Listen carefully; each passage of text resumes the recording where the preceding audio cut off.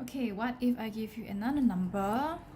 Let's say the number is 10, 2, and then 8.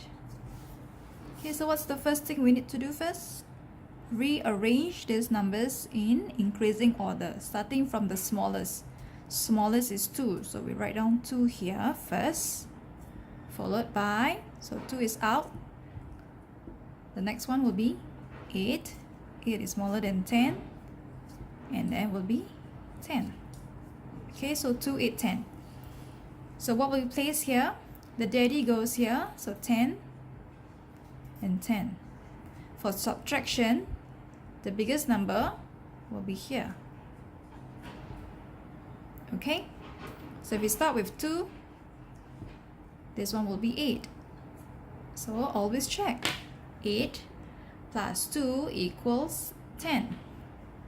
If this is 8, this is 2. So again, 8 plus 2 equals 10.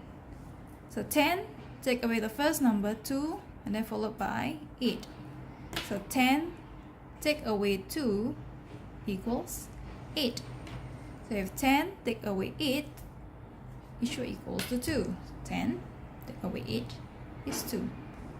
So this is another fact family. Clear?